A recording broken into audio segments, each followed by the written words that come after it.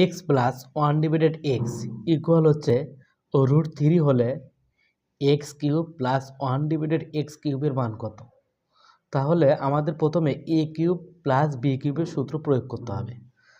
যেহেতু এখানে দেওয়া আছে x cube plus one divided x cube, তাহলে a cube plus b cube এর সূত্র অনুসারে এটি হতে আমরা পাই x cube plus one divided x cube সমান সমান x plus one divided x whole cube minus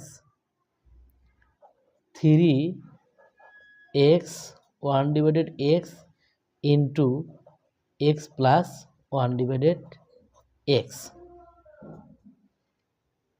তাহলে x plus one divided x এর মান হচ্ছে রুট থ্রি। পাওয়ার কত আছে? পাওয়ার আছে কিউব মাইনাস এক্স আর এক্স দিলাম কাটে, এক্স আর এক্স কাটলে সামনে আছে থ্রি। এবার x plus one divided x এর মান হচ্ছে রুট থ্রি। এক্স এর পাওয়ার আছে হচ্ছে থ্রি, তাহলে রুট থ্রি গুণন রুট থ্রি আমরা তিনবার লিখতে পারি মাইনাস থ্রি রুট থ্রি। এই দুটো একত্রে গুণন করলে রুট থ্রি স্কোয়ার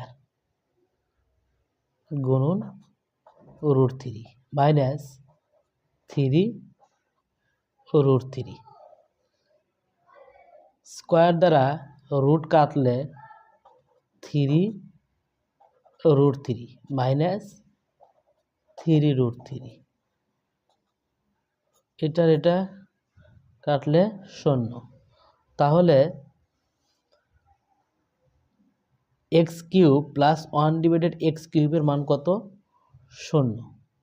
অ্যান্সার হচ্ছে শূন্য।